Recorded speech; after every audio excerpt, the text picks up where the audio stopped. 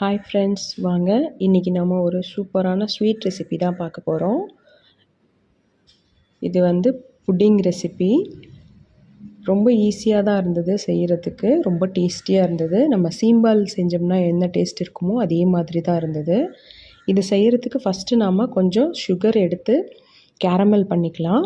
ஏன்னா நீங்கள் கேரமல் பண்ணிங்கன்னா தான் அந்த மேலே அந்த கலர் ரெட் கலரில் வரும். சுகர் எடுத்து நீங்கள் கேரமல் பண்ணும்போது கொஞ்சமாக சுகர் போட்டு நல்லா கொஞ்சம் கனமான பாத்திரத்தில் அப்படியே அடுப்பில் வச்சுருங்க. நீங்கள் வந்து அதை கிளற வேண்டாம். அதுவாகவே அப்படியே மெல்ட் ஆகி கலர் சேஞ்ச் ஆகி இந்த மாதிரி கேரமல் மாதிரி வந்துடும். இந்த கலர் மாறின உடனே நீங்கள் ஒரு பாத்திரத்துக்கு அதை மாற்றிக்கங்க, இல்லைன்னா அப்படியே டைட் ஆகிடும். நாம் இன்றைக்கி புடிங் செய்கிறதுக்கு ப்ரெட் யூஸ் பண்ணி தான் பண்ண போகிறோம். நீங்கள் வந்து ப்ரெட்டு அப்படியே சேர்த்தாலும் சேர்த்துக்கலாம். நான் வந்து இந்த சைடில் இருக்க ப்ரௌன் கலரில் இருக்கிறதெல்லாம் கட் பண்ணிடுறேன். ஏன்னா கட் பண்ணிவிட்டு நீங்கள் போட்டிங்கன்னா அந்த புடிங் வந்து ஒயிட் கலரில் இருக்கும். அதுக்காக தான் நான் கட் பண்ணுறேன். இந்த கட் பண்ண பீஸ் எல்லாம் வேஸ்ட் பண்ணாமல் நம்ம ப்ரெட் க்ரம்ஸ் செஞ்சு வச்சுக்கலாம். வேறு ஏதாவது ரெசிபி யூஸ் பண்ணும்போது அந்த ப்ரெட் க்ரம்ஸ் யூஸ் பண்ணிக்கலாம். ஸோ இப்போது சைட்ஸ் எல்லாம் கட் பண்ணியாச்சு. ப்ரெட்டில் நான் 2 எக் எடுத்திருக்கேன். எக்கு வந்து ஒரு 1/2 டம்ளர் சுகரோடு சேர்த்து நல்லா பீட் பண்ணிக்கோங்க. ஸோ இதை வந்து நீங்கள் ஒரு விஸ்கு வச்சு நல்லா இந்த சர்க்கரையை வந்து எக்கில் கரைச்சிக்கோங்க. ஃபஸ்ட்டு நல்லா சர்க்கரை கரைஞ்சதுக்கப்புறம் நம்ம இதில் பால் ஆட் பண்ணலாம். பால் வந்து ஒரு 300 ml ஊற்றிருக்கேன். நான் இது வந்து பச்சை பால் தான் யூஸ் பண்ணியிருக்கேன், காய வைக்கல.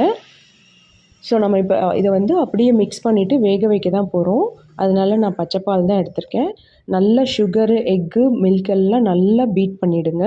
அதுக்கப்புறம் நம்ம சைட்ஸ் கட் பண்ணி வச்சுருக்கோம் இல்லையா, அந்த ப்ரெட்டை எடுத்து மிக்ஸி ஜாரில் போட்டுட்டு கொஞ்சமாக பால் இதுலேயே ஆட் பண்ணி நல்லா நைஸாக அரைச்சி எடுத்துகிட்டு வந்துடலாம். அரைச்சதுக்கப்புறம் நம்ம அந்த பாலை வந்து ஏற்கனவே நம்ம மிக்ஸ் பண்ணி வச்சுருக்கோம் இல்லையா, அதில் ஆட் பண்ணிடலாம். நம்ம வந்து என்ன தான் நைஸாக அரைச்சிருந்தாலுமே அந்த ப்ரெட் பீசஸ்லாம் கொஞ்சம் இருக்க தான் செய்யும்.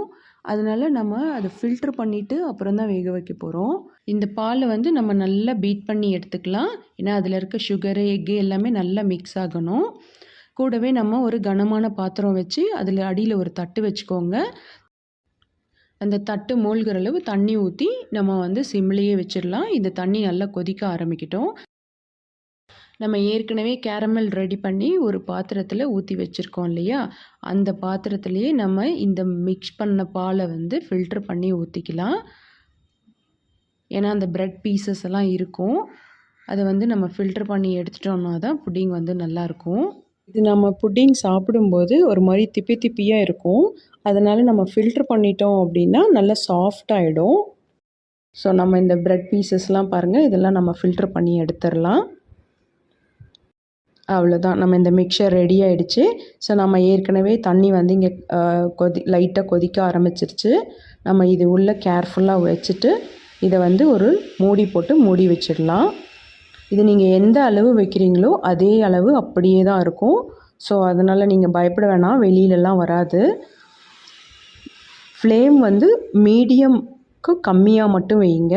ஏன்னா அதிகமாக வச்சிட்டிங்கன்னா அது வந்து கொதிக்கும்போது பால் வெளியே வர சான்ஸ் இருக்குது. பாருங்கள், நல்லா கொதிக்க ஆரம்பிச்சிருச்சு. இப்போ நம்ம செக் பண்ணி பார்க்கலாம். இது வந்து 1/2 அன் ஹவர் நான் வந்து லோ மீடியம் ஃப்ளேமில் வச்சுருக்கேன்.